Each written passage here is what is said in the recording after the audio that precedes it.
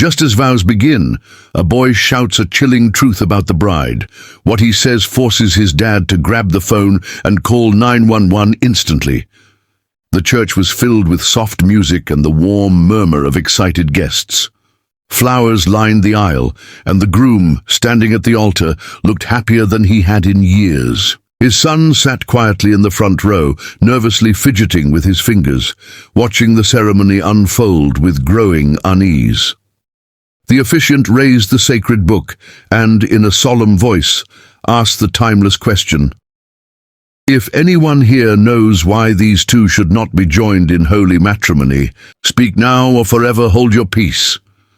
For a heartbeat there was complete silence. Then, from the front row, the boy suddenly stood up. His heart was pounding so hard it almost drowned out his own voice. "Stop!" he yelled, his voice cracking slightly. Every head in the church whipped around to look at him. Gasps rippled through the crowd. The bride's smile faltered. Her eyes widened with a flash of something, fear, anger, it was hard to tell. The boy's chest heaved with each breath as he struggled to steady himself. His father frowned, confused and embarrassed. "Son, what are you doing?" the dad asked, trying to keep his voice calm. But the boy shook his head violently. "You can't marry her, Dad. She's dangerous." A tense, uncomfortable silence fell over the room. The boy pointed a trembling finger at the bride's hand. The white glove she wore had slightly shifted during the ceremony, revealing a strange, dark tattoo inked on her wrist. It was small, but it stood out against her pale skin. The bride quickly tried to cover it back up, but not before several guests caught a glimpse. A low murmur began to spread. Whispers filled the air. The officiant lowered the book, uncertain of what to do. The groom looked back at his fiancée, confusion giving way to suspicion. The bride forced a nervous laugh and said, "It's just an old mistake. Nothing important." But the boy didn't back down.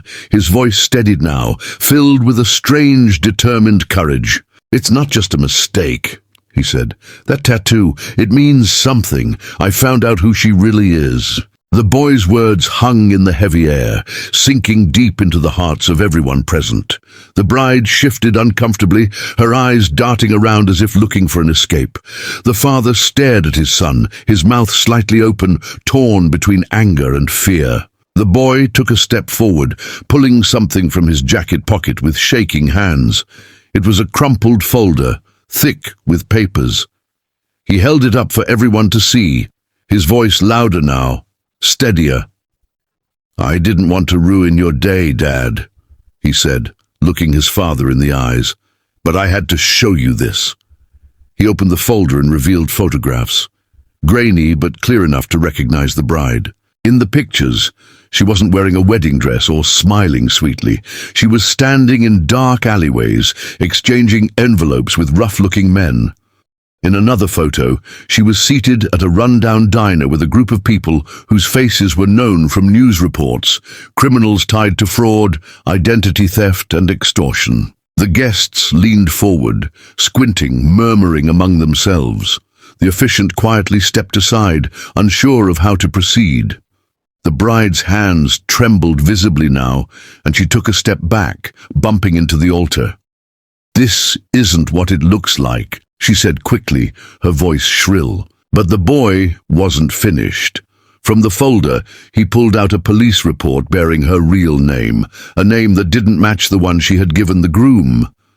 It was a name associated with a long list of crimes, from grand larceny to fraud. The boy turned to the guests now, desperate for them to understand. "She changes her name," he said, voice rising with urgency.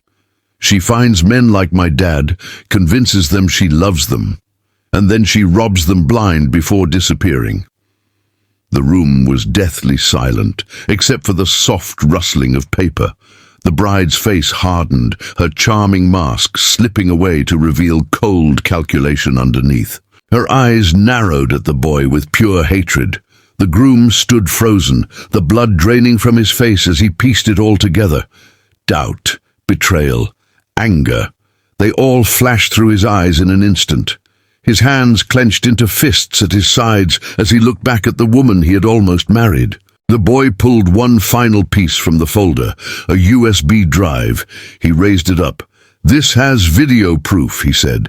"I found it hidden in her old social media accounts, meetings with known criminals just days ago. She's not who she says she is, Dad. Please believe me." For a long moment, nobody moved. The groom stared at the USB drive in his son's hand, his mind racing, trying to deny what seemed so painfully clear.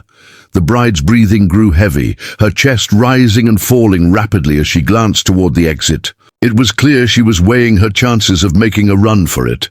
But before she could move, the groom reached into his pocket with trembling fingers and pulled out his phone. His voice, when he spoke, was low and broken, but filled with a new, burning anger. "I'm calling 911, he said. The bride's mask shattered completely. In an instant, the sweet, innocent persona she had worn for months disappeared, replaced by a cold, vicious glare. She took a step toward the groom, hands raised as if to plead, but the boy quickly stepped between them, standing protectively in front of his father. "Stay away from him," the boy said firmly. His father dialed the number with shaking hands. The operator answered, and he said in a strained voice, "I need police at St. Peter's Church immediately. There's been fraud, identity theft, dangerous person present." The bride's face twisted with rage.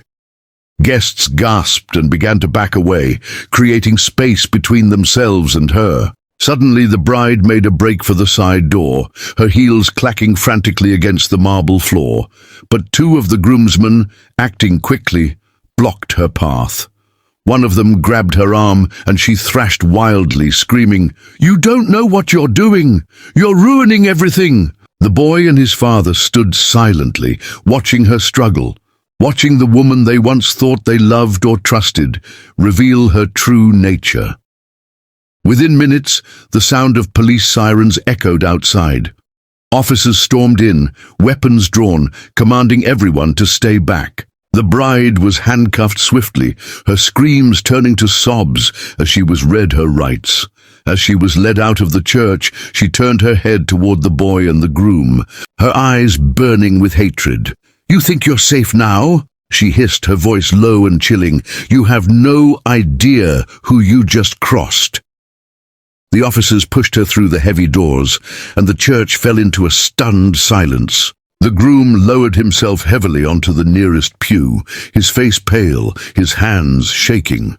He looked at his son, his eyes full of gratitude and heartbreak. "Thank you," he whispered hoarsely. Tears welled up in the boy's eyes, but he blinked them away.